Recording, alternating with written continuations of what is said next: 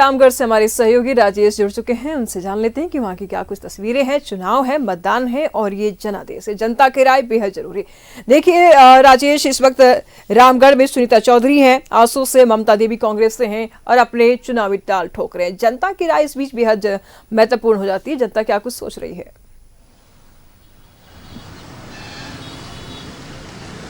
देखिए, ये रामगढ़ की जो सीट है ये आजसू की के खाते में है फिलहाल।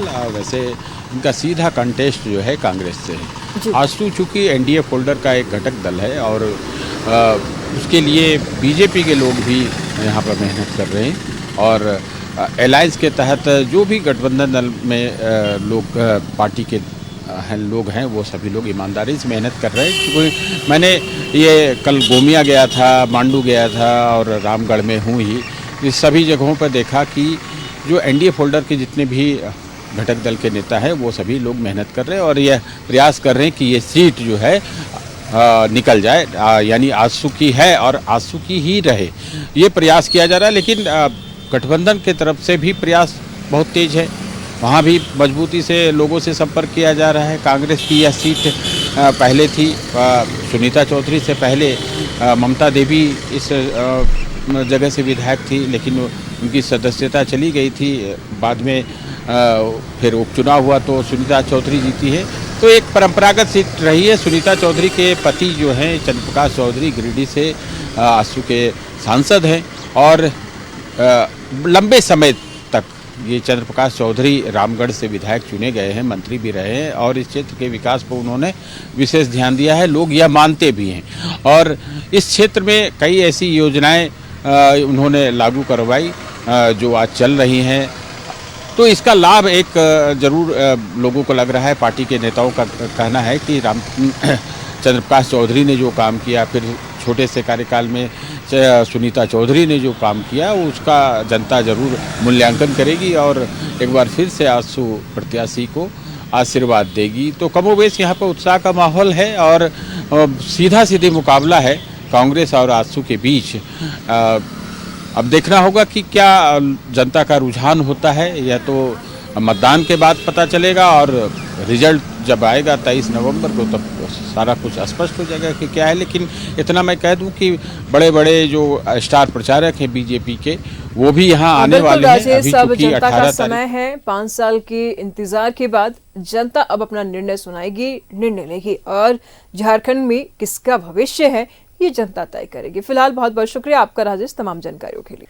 रुचि, आज गृह मंत्री अमित शाह की सभा है। राजनीति के चाणक्य माने जाते हैं गृह मंत्री और जब भी कोई सभा करते हैं, जनसभा करते हैं, जनता में उत्साह भी भर देते हैं और साथ ही साथ बीजेपी के को लेकर के जो सोच होती है उसमें एक इजाफा भी हो जाता है। तमाम जानकारी के लिए आप हैं यहाँ पर। क्या कुछ कहेंगे इस बार, क्या कुछ चुनावी मंत्र देंगे, क्या कुछ मूल मंत्र देंगे जनता को भी, प्रत्याशियों को भी अमित शाह?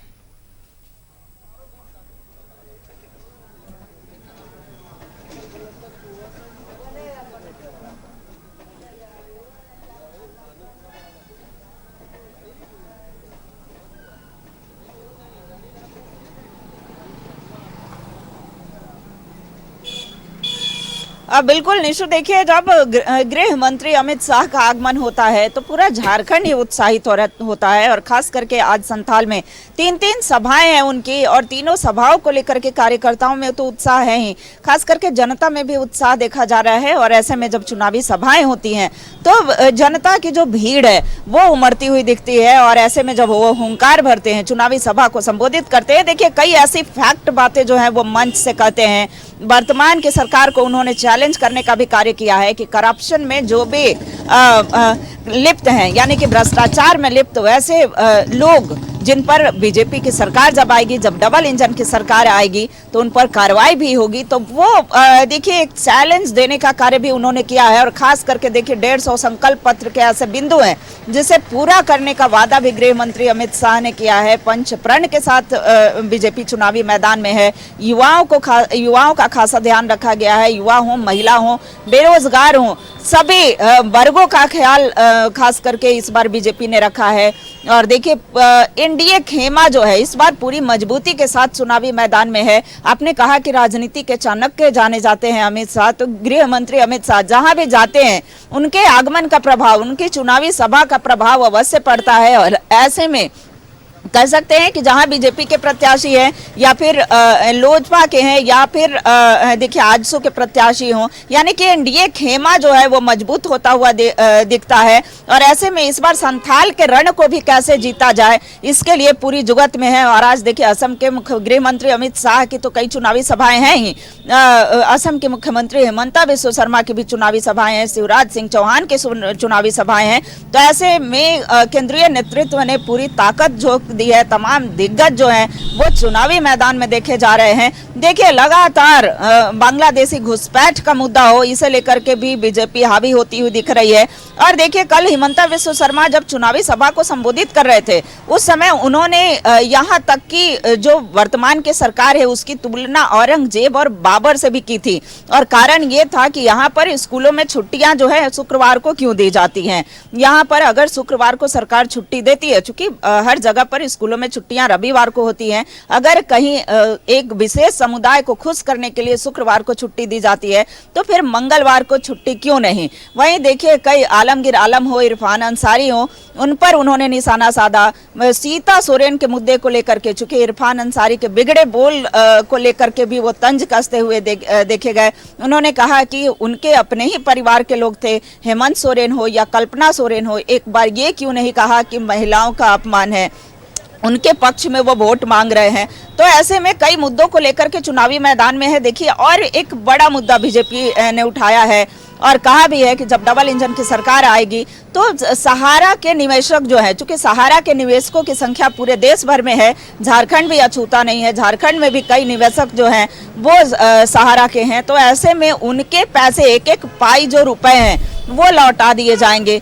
तो कह सकते हैं कि बीजेपी देखिए एक तय समय पर अगर डबल इंजन की सरकार आती है तो ये दावा है कि एक तय समय पर हम उन सभी वादों को पूरा करने का कार्य करेंगे, ना कि जब हमारी सरकार जाने वाली रहेगी, यानी कि जब हम अपना कार्यकाल पूरा करने को रहेंगे तब उन वादों को पूरा करने के लिए शुरू करेंगे। तो ऐसे में कह सकते हैं झारखंड उत्पाद सिपाही भर्ती परीक्षा में हुई अभ्यर्थियों की मौत को लेकर के भी सरकार को घेरा जा रहा है। और ऐसे में देखिए बात सही भी है कि जब उत्पाद सिपाही भर्ती की परीक्षा आयोजित तो उसके बाद बहाली नहीं करानी थी, परीक्षा का परिणाम नहीं आना था, तो फिर परीक्षाएं ही क्यों आयोजित की गई। वैसे माँ, वैसे बहन, वैसे परिवार पर क्या बीत रही होगी जब वो इस उम्मीद से उत्पाद सिपाही भर्ती परीक्षा में शामिल होने गए थे और जब उनकी मौत की खबर आती है तो उन परिवार पर क्या बीतती है। देखिए बीजेपी उन मुद्दों को लेकर के भी चल रही है और यह कहना है कि उन परिवारों को भी नौकरी देने का कार्य करेगी। और जो वैकेंट हैं, जो खाली पड़े पद हैं, उन रिक्त पदों को भी बीजेपी भरेगी। तो ऐसे में कह सकते हैं कि बीजेपी के पास एक पूरा प्लान जो है, एक पूरा खाका जो है वो तैयार हो गया है। और उस जैसे ही, चूंकि ये जनता जनार्दन ही तय करती है, 23 तारीख का परिणाम बताएगा निशु, और 20 तारीख को अगर इधर की बात करें, दूसरे चरण के वोटिंग की बात करें, मतदान की बात करें, तो दूसरे चरण का मतदान होना है। और ऐसे में 23 तारीख को जनता जनार्दन जो है का फैसला सबके सामने आ जाएगा। तो उसके बाद अगर बहुमत मिलता है एनडीए को, यानी कि एनडीए की सरकार बनती है, तो उन तमाम वादों को पूरा करने का संकल्प जो है वो लिया है। यानी कि संकल्प शुक्रिया रुचि आपका इन तमाम जानकारियों के लिए। जैसे कि आपने कहा कि जब रोजगार नहीं देना था, नौकरी नहीं दे रही थी, तो फिर परीक्षाएं क्यों कराई। जो युवा जो मरे हैं, जिनकी डेथ हुई है, उनके परिजनों के ऊपर क्या बीतेगा। जाहिर सी बात है आप ग्राउंड जीरो पर भी थी और जाकर के आपने परिजनों के साथ मुलाकात भी की थी, उनका दर्द भी आपने समझा। आपसे बेहतर कौन समझ सकता है। फिलहाल बहुत बहुत शुक्रिया रुचि आपका इन तमाम जानकारियों के लिए। साहबगंज से मनोज और पाकुड़ से विपिन जुड़े हुए हैं इस पर तमाम जानकारी के लिए। चंपई सोरेन की सभा है आमरापाड़ा और बोरियो में। इसी बीच अगर देखा जाए तो ये बेहद महत्वपूर्ण हो जाता है क्योंकि संथाल को साधना बेहद महत्वपूर्ण है और ऐसे में बीजेपी के स्टार प्रचारकों का लगातार संथाल में दौरा है। चंपई सोरेन भी है अमरापाड़ा में, बोरियो में चंपई सोरेन सभा करेंगे। पाकुड़ से सहयोगी विपिन इस वक्त हमारे साथ बने हुए हैं, उनसे जान लेते हैं कि वहां की क्या कुछ तस्वीरें हैं, क्योंकि यहां पर पाकुड़ की अगर बात कर ले तो मुकाबला बहुत ज्यादा टक्कर की है। दोनों ही तरफ से अगर देख लिया जाए तो यहां पर ये लड़ाई अब आसान नहीं है। विपिन क्या कहेंगे?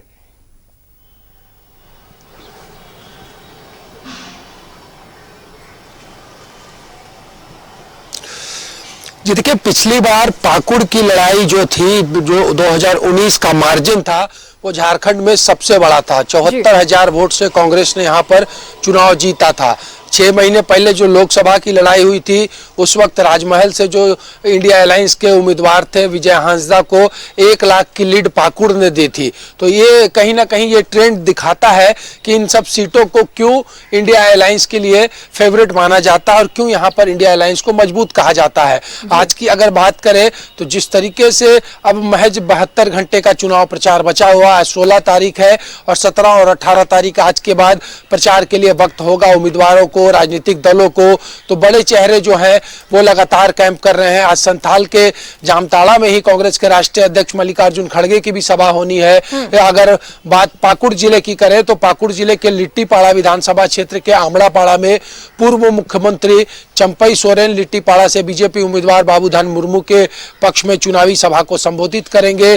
ठीक इससे सटा हुआ जो इलाका है वहां पर मिथुन चक्रवर्ती की भी सभा रखी गई है।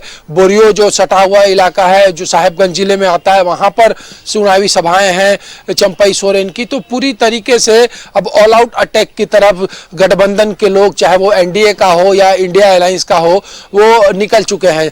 जनता तक अपनी बात पहुंचाने का जो ये अंतिम वक्त है और यही वो वक्त कहलाता है किसी भी चुनावी दंगल को अपने पक्ष में गोलबंद करने के लिए। इन 3 दिनों तक खुलकर अपनी बातों को जनता तक पहुंचाने। से अजहर इस्लाम है आंसू से और निशात आलम कांग्रेस से के प्रत्याशी हैं। आलमगीर आलम की पत्नी है निशात आलम।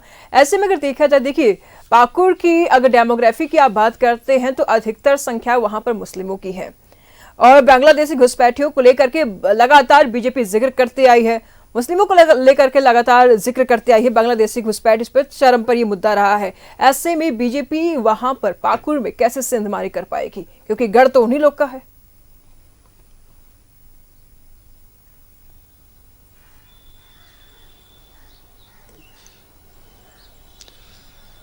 देखिए, गढ़ कंप्लीटली अगर हम कहें तो जैसा मैंने कल भी बताया था आपको, अगर ध्यान होगा तो अलग झारखंड बनने के बाद बीजेपी यहां पर चुनाव नहीं जीत पाई है। पिछले बार भी ये सीट यहां पर बीजेपी ने भी अपना उम्मीदवार उतारा था। आसू के तरफ से यहां के पूर्व विधायक अकील अख्तर चुनावी मैदान में थे, लेकिन जो विधानसभा का परिणाम था उसमें जो सबसे बड़ी जीत थी वो पाकुड़ में थी 74,000 की, और जो सबसे कम आंकड़े का फासला था पिछले चुनाव में वो सिमडेगा का था 254 वोटों का। इस लिहाज से जो ट्रेंड यहाँ का है, जहां तक बात घुसपैठ की है, तो जरूर एक बड़ा राजनीतिक मुद्दा ये बना है। और ये कोई आज का विषय, ये बांग्लादेश घुसपैठ का झारखंड के इन इलाकों में नहीं है। जब अर्जुन मुंडा की सरकार थी, जब अर्जुन मुंडा मुख्यमंत्री हुआ करते थे, उस वक्त जब राजमहल से बीजेपी के विधायक अरुण मंडल हुआ करते थे, उन्होंने यह मामला कई बार विधानसभा में उठाया था। जब रघुवर दास की सरकार थी, उस वक्त तकरीबन 21 बार जो वर्तमान में राजमहल के विधायक है अनंत ओझा, उन्होंने इस मसले को सदन में उठाया था। अभी भी मुद्दा लगातार उठाया जाता रहा है। तो एक राजनीतिक मुद्दे के तौर पर बांग्लादेश के घुसपैठ को बीजेपी ने चुनाव से पहले यहां पर लाया है। कई तरह की चीजें इसमें आई है और जब बात यहां के लोगों से हम करते हैं तो उनका साफ कहना होता है कि ये जो झारखंड का इलाका है ये कहीं से भी बांग्लादेश से सटा हुआ नहीं है। और जहां तक घुसपैठ की बात जब आती है तो जो राजनीतिक आरोप भी लगते हैं कि अगर इंटरनेशनल बॉर्डर से घुसपैठ हो रहा है तो ये जवाबदेही किसकी है, इसको रोकने का लगातार मतलब सत्ता पक्ष की तरफ से बोला जाता है कि अगर घुसपैठी हो रही है तो फिर इसका जिम्मेदारी किसका है। जाहिर सी बात है सेंट्रल गवर्नमेंट की होंगी, क्योंकि डायरेक्ट कोई भी बॉर्डर्स जो हैं वो झारखंड से लगता हुआ नजर नहीं आ रहा है बांग्लादेश का। हमारे साथ तमाम जानकारी के लिए साहेबगंज से मनोज भी जुड़े हुए हैं। चंपई सोरेन की सभा है मनोज, साहेबगंज में, बोरियो में भी है और आमरापाड़ा में भी है। ऐसे में अगर देखा जाए कि हाल ही में उन्होंने दल बदला है और बीजेपी के दामन थामे हैं, उनका असर भी देखने को मिल रहा है। हालांकि कुल्हान टाइगर कहे जाते हैं चंपई सोरेन, आज इनकी सभा से कितना असर पड़ेगा एनडीए गठबंधन को? अगर कहे तो आदिवासियों का लीडर माने जाते हैं, क्योंकि आदिवासी अगर किसी को अपना नेता मानता है तो वो है चंपई सोरेन। और गुरुजी को, गुरुजी अस्वस्थ चल रहे हैं, जिसके कारण गुरुजी सामने आ नहीं रहे हैं और चंपाई सोरेन लगातार वो अपने समाज के लोगों से, आदिवासी समाज के लोगों से लगातार मिलते रहे हैं।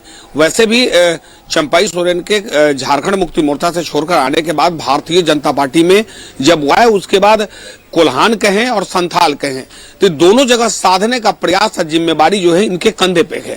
और निश्चित तौर पे कोल्हान तक लगभग इन्होंने साथ लिया है। और अब रह गई संथाल की बात, तो संथाल में लगातार जमे हुए हैं और संथाल में जितनी सभाएं इन्होंने की है, हमने देखा है, या चुनाव से पहले भी हो या चुनाव के समय भी हो, अभी भी चल रहा है, सारे के सारे सभाओं में लोगों की भीड़ देखने लायक होती है। क्योंकि आदिवासी समाज के लोग सिर्फ भीड़ ही नहीं जुटाते, ये लोग बैठते हैं और सुनते हैं पूरी बात को। अगर 1 घंटे तक चंपाई सोरेन बोलते रह जाएं तो उनकी बात को लोग समझते हैं, उनकी बात को सुनते हैं। अगर किसी सभा में अगर जनता अगर 1 घंटा से ज्यादा अपने नेता, एक नेता का भाषण अगर सुनता रह जाए, तो आप समझ जाइए कि जनता उस नेता को बहुत बढ़िया से जानता है। जानता ही नहीं, उस नेता के प्रति उसका एक आस्था भी है। वो यहाँ पर संथाल में देखने को मिला। हालांकि आज चंपाई सोरेन का सभा होना है, सभा में निश्चित तौर पे सभा के साथ साथ रोड शो भी है उनका, लेकिन जो उनका सभा जिस जगह पे होना है, बेरमो में एकदम ये इलाका जो है घोर आदिवासी इलाका है। और इस आदिवासी इलाके के साथ साथ यही वो जगह है जहां डेमोग्राफी को लेकर लगातार जो यहाँ के विधायक है, राजमहल के जो विधायक है अनंत ओझा, वो वनडे से ही पहले विधानसभा में आवाज उठाया और उसके बाद लगातार आवाज उठती रही, अब तो मुद्दा ही बन गया। तो कहीं ना कहीं ये बांग्लादेशी घुसपैठी को कैसे रोकना है, आदिवासियों तक अगर बांग्लादेशी घुसपैठियों की बात अगर किसी ने पहुंचाया है तो है चंपाई सोरेन। चंपाई सोरेन ने अपने भाषा में लोगों को बता दिया है कि यहाँ पर आदिवासियों की संख्या कम हो रही है, उसका कारण कौन है? उसका कारण सीधे तौर पे है बांग्लादेशी घुसपैठी। और उसको किसने नहीं रोका? यहाँ वोट बैंक की राजनीति होती रही है। यहाँ पे पिछली बार का, इससे 10 साल पहले भी हम आए थे और पिछली लोकसभा में भी हम आए, तो यहाँ पर जो डेमोग्राफी पूरा चेंज है। जो जिस इलाका में कहा जाता था कि ये पूरा लंबे दूर तक, अगर आप जहां तक आपकी नजर जाती, सिर्फ खेत ही खेत होता था, लोग अपना यहाँ पर खेती करते थे, लेकिन अब यहाँ पर घर आपको दिखेगा। कोई ये है कौन? यह है बांग्लादेशी। और बांग्लादेशी कौन, कैसे ही बस गए, वो सीधे तौर पे इन लोगों ने यहाँ ही आवाज उठाते रहे हैं कि यहाँ पर पहले बड़ी संख्या में आदिवासी लोग रहते थे, खेत थे, लेकिन अब वहां पर कब्रिस्तान नजर आता है और घर नजर आते हैं। फिलहाल बने रहिएगा, हमारे साथ विपिन है पाकुड़ से, उनसे जान लेते हैं। देखिए विपिन, पाकुड़ एक ऐसा एरिया है जहां जिस एरिया को लेकर के लगातार बीजेपी मुखर होती रही है। क्या बीजेपी के लिए पाकुड़ आसान होने वाला है? क्योंकि अभी तक, जैसे कि आप ही ने कहा कि अभी तक बीजेपी वहां पर एक बार भी अपना विजय घोषित नहीं कर पाई है, तो इस बार के चुनाव में बीजेपी कैसे वहां पर सिंधमारी करेगी? कौन सा हथकंडा अपनाएगी कि पाकुड़ की जनता बीजेपी को वोट करे?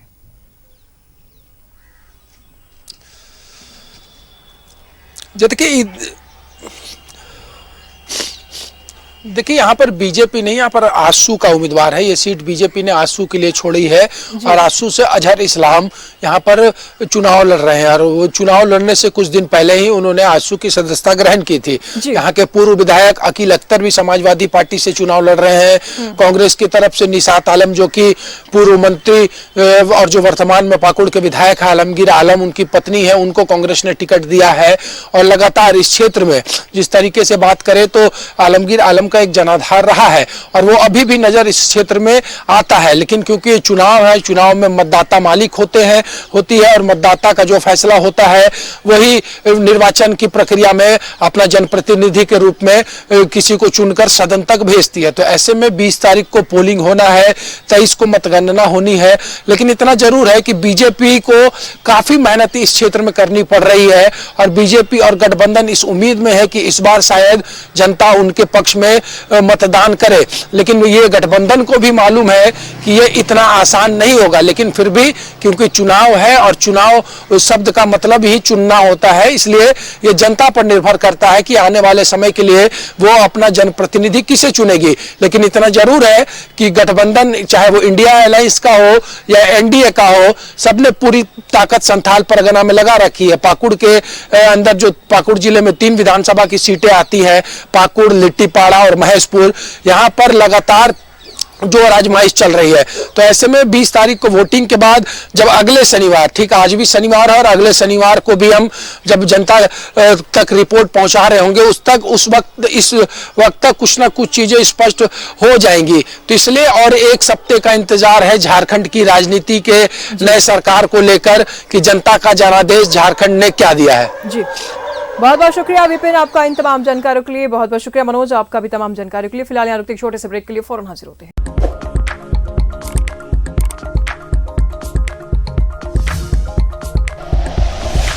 Like and share videos, subscribe करें हमारा चैनल और प्रेस करें बेल आइकॉन। न्यूज़ 11 भारत, सच है तो दिखेगा।